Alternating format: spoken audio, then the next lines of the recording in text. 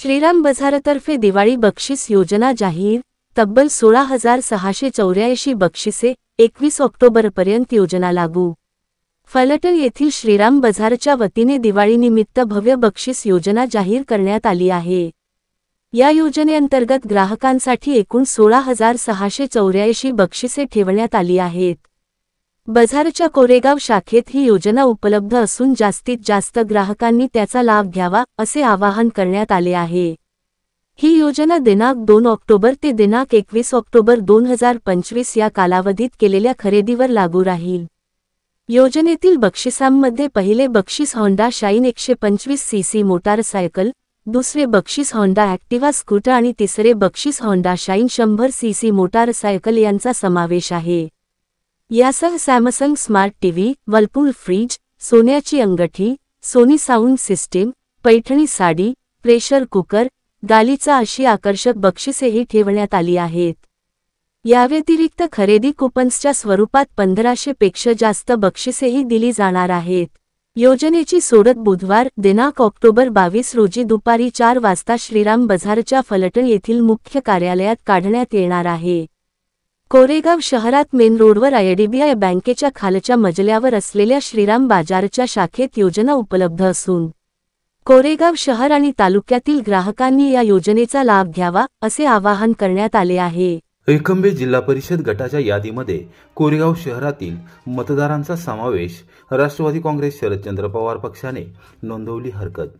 एकंबे जिल्हा परिषद गटाच्या यादीमध्ये कोरेगाव शहरातील मतदारांची नावे समाविष्ट करण्यात आली असून ती तात्काळ प्रभावाने वगळण्यात यावीत अशी मागणी राष्ट्रवादी काँग्रेस शरदचंद्र पवार पक्षाच्या वतीने करण्यात आली आहे।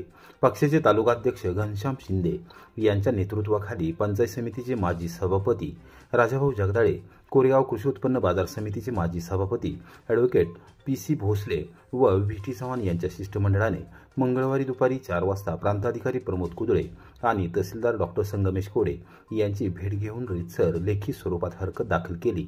यावेळी त्यांनी कोरेगाव नगरपंचायत निवडणुकीत मतदारांनी मतदान केले असून त्यांची नावे राजकीय भूमिकेतून एकंबे जिल्हा परिषद गटात आणि एकंबे पंचायत समिती गणाच्या मतदार यादीत समाविष्ट केली असल्याचे निदर्शनास आणून दिले। जिल्हा परिषद आणि पंचायत समिती सार्वत्रिक निवडणुकीचे प्रारूप मतदार यादी नुकतीच प्रसिद्ध करण्यात आले आहे। कोरेगाव नगरपंचायतीच्या निवडणुकीत वापरण्यात आलेल्या मतदार यादीमध्ये समाविष्ट असणाऱ्या मतदारांची नावे यादी भाग अनुक्रमांक 234 व 235 मध्ये समाविष्ट करण्यात आली असल्याचे निदर्शनास आले आहे। कोरेगाव शहराच्या मतदार यादीतील ही नावे असून त्या मतदारांचा एकंबे जिल्हा परिषद गट व एकंबे पंचायत समिती गणामध्ये कोणताही दुरान्वये संबंध नाही। ती नावे पूर्वीपासून कोरेगाव नगरपंचायतीमध्ये समाविष्ट होती व आहेत असे ॲडव्होकेट PC भोसले व VT चव्हाण यांनी दाखवून दिले। या हरकतीसोबत त्यांनी पुराव्यासही मतदार यादीची प्रत जोडली आहे। कोरेगाव तालुका राष्ट्रवादी काँग्रेस शरदचंद्र पवार गटाच्या वतीनं हरकती घेतल्या गेलेल्या आहेत। एकंबे गटामध्ये यादी भाग क्रमांक 234-235 मधील चुकीची मतदार यादी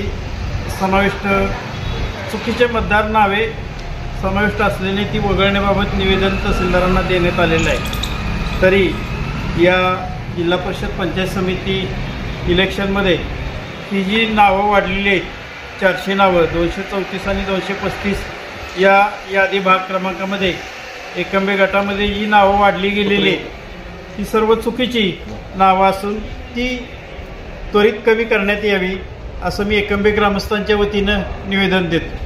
काँग्रेस पार्टी शरदचंद्र पवार पक्षाच्या वतीनं आज उपविभागाधिकारी कोरेगाव यांना निवेदन सादर करण्यात आले। एकंबे जिल्हा परिषद गट व एकंबे पंचायत समिती गण या गटामध्ये व गणामध्ये कोरेगाव शहरातील अनुक्रमांक नंबर 234 आणि 235 या बूथवरती कोरेगाव शहरातली नावे समाविष्ट या एकंबे गटामध्ये एकंबे गणामध्ये समाविष्ट झालेले आहेत। सदरची नावे हे आमचं म्हणणं आहे की दुबार नाव आहे। ही या नगरपंचायत कोरेगावमध्ये त्यांनी मतदान केलेलं आहे। ज्या ठिकाणी तुम्ही एका बाजूला दुबार नावासंदर्भात ऑब्जेक्शन घेता आणि दुसऱ्या बाजूला जिल्हा परिषद निवडणूक लागली, पंचायत समिती निवडणूक लागली की त्या मतदार यादीमध्ये नावे चुकीच्या पद्धतीनं समावेश करता, हे लोकशाहीला घातक आहे। आणि अशा पद्धतीनं जर लोकशाही पद्धतीनं जर मतदारांना जर या ठिकाणी मतदानापासून वंचित ठेवलं, हा लोकशाहीचा अपमान आहे।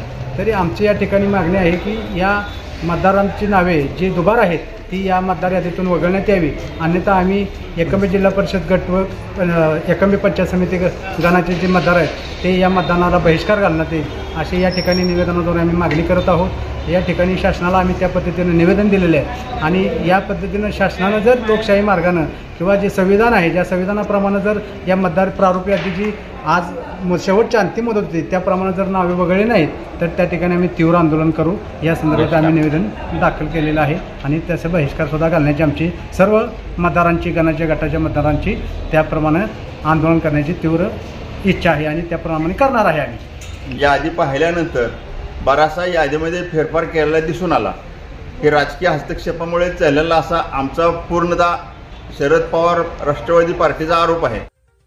कोरेगाव शहरातील 2 एकर ऊस आगीत जळून खाक, नागरिकांच्या प्रसंगवदनामुळे मोठे नुकसान टळले, सुमारे 5 लाख रुपयांचे नुकसान।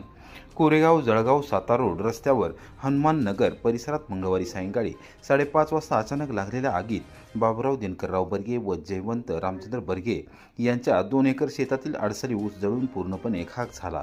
स्थानिक नागरिकांनी प्रसंगवधान राखत आग आटोक्यात आणली। या आगीत सुमारे 5 लाख रुपयांचे नुकसान झाले आहे। याबाबत प्रत्यक्ष घटनास्थळावरून मिळालेल्या माहितीनुसार या ऊस शेताजवळ रहिवासी वसाहत असून तेथील लहान मुले दिवाळीच्या तोंडावर फटाके उडवत असताना त्यातील ठिणगी पडून ऊस शेतीला आग लागली। बघता बघता वाऱ्यामुळे आग वाढतच गेली। स्थानिक नागरिकांनी शेतकरी बाबुराव दिनकरराव बर्गे, सुरेश बाबुराव बर्गे व जयवंत रामचंद्र बर्गे यांना तात्काळ माहिती दिली। त्यानंतर ते आणि त्यांच्या कुटुंबातील सदस्य तातडीने शेतात दाखल झाले। स्थानिक नागरिक निवास बनसोडे, सुभाष बनसोडे, अफ्ताब मुल्ला, अनिकेत ठिगळे, दस्तगीर सय्यद, शरीफ सय्यद, निखिल बनसोडे, हैदर कुरेशी, भूषण बनसोडे, मुन्ना कुरेशी, अल्फाज कुरेशी, अरबाज शेख, ऋषिकेश ठिगळे, गणेश बनसोडे, तोहिद शेख, वाहिद शेख, युसुफ शेख, अफजल कुरेशी, फैयाज शेख, कादिर कुरेशी यांच्यासह स्थानिक नागरिकांनी आपल्या राहत्या घरातील कूपनलिकांच्या साह्याने पाण्याचा मोठा फवारा मारत आग आटोक्यात आणली। शेतालगतच्या नागरिकांनी घराच्या टेरेसवरून पाण्याच्या बादल्या ओतून आग आटोक्यात आणण्यास मदत केली। आगीची माहिती मिळताच पोलिसांनी धाव घेतली। याबाबत शेतकरी सुरेश बर्गे व जयवंत बर्गे यांनी सांगितले की 2 एकर शेतामध्ये अडसरी ऊसाची लागण केली होती। आता ऊस 18 महिन्यांचा झाला होता, तसेच तो 40 कांड्यावर होता। या ऊसासाठी ठिबक सिंचन व्यवस्था करण्यात आली होती। शेतातील ऊस पूर्णपणे जळून खाक झाला असून सुमारे 5 लाख रुपयांचे नुकसान झाले आहे। आणि अचानक इथल्या लोकांचा मला फोन आला की बाबा आमच्या रानामध्ये नुकसानच घेतलेलं आहे आणि त्यामुळे मी लगेच इथं आलो। आल्यानंतर आजूबाजूचे लोक हे सगळा मित्रपरिवार इथं होता आणि ह्या सगळ्यांच्या मदतीनं जी काय आग लागलेली होती ती विझवण्यात आलेली आहे आणि ही आग बहुधा आजूबाजूच्या लोकांनी किंवा कुणीतरी फटाक्याचं वगैरे काहीतरी झाला असण्याची शक्यता आहे। दिवस आहेत, फटाके वगैरे लावताना दुसऱ्या कुणाला त्रास होणार नाही। ऊसाचं क्षेत्र आहे, लागून खूप मोठं क्षेत्र आहे, त्यामुळं ते प्रिकॉशन्स घ्यावी की दुसऱ्याचं नुकसान करू नये, म्हणजे होऊ नये याची काळजी नागरिकांनी घ्यावी, एवढंच या निमित्तानं सांगतो। परंतु आत्ताचा जो काय आपल्यावरची वेळ आली ती कळलेली आहे, त्यासाठी ह्या सगळ्यांनी आम्हाला सगळ्यांनी चांगली मदत केलेली आहे। दस्तगीर सलीम सय्यद, आम्ही गुरुकृपा हॉटेलमध्ये चहा पित असताना आम्हाला कळाले की आमच्या घराच्या बाजूला ऊसाला आग लागलेली आहे। तर आम्ही सगळे इथं आलो, इथं बघितलं कुठं लागले आग?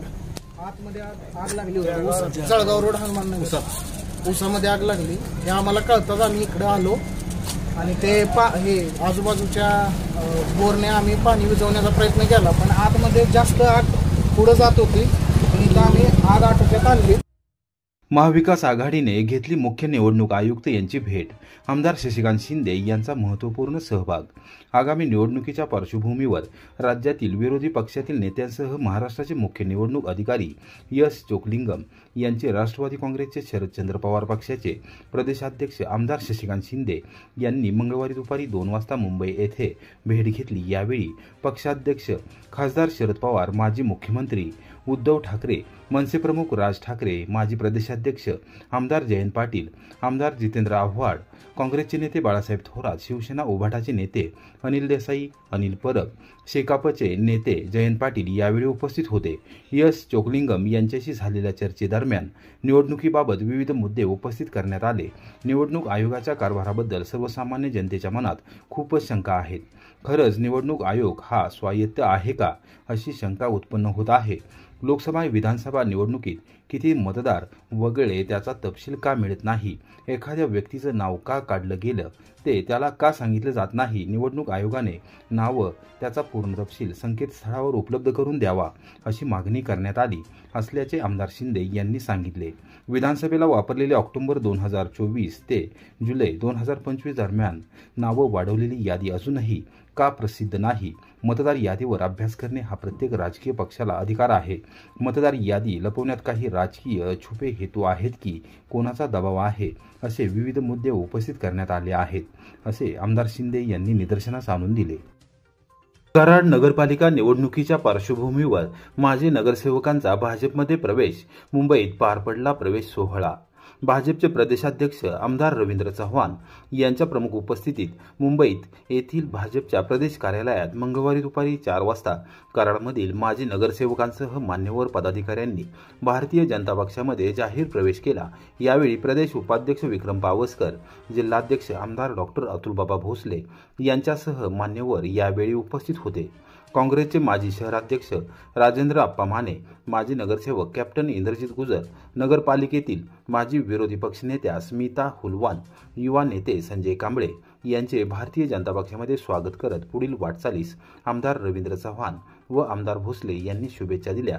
मुंबईतील भाजप प्रदेश कार्यालयात आजचा पक्षप्रवेश सोहळा ही एक झलक असून दुसऱ्या टप्प्यात शहरात आणखी महत्त्वाच्या पदाधिकाऱ्यांचा आणि कार्यकर्त्यांचा भाजपमध्ये प्रवेश होईल.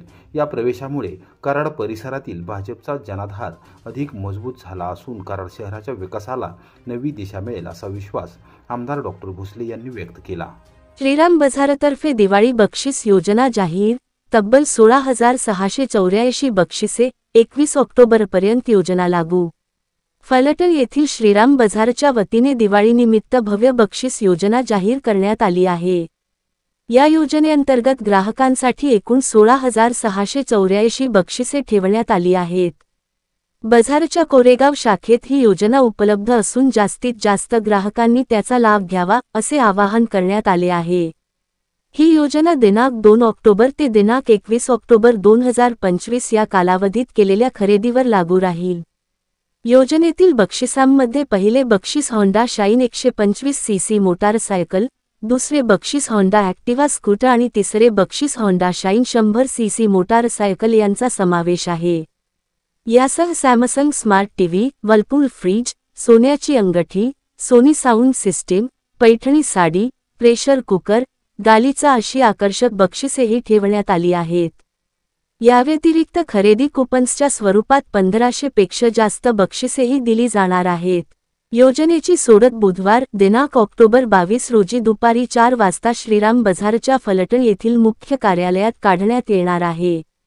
कोरेगाव शहरात मेन रोडवर IDBI बँकेच्या खालच्या मजल्यावर असलेल्या श्रीराम बाजारच्या शाखेत योजना उपलब्ध असून कोरेगाव शहर आणि तालुक्यातील ग्राहकांनी या योजनेचा लाभ घ्यावा, असे आवाहन करण्यात आले आहे.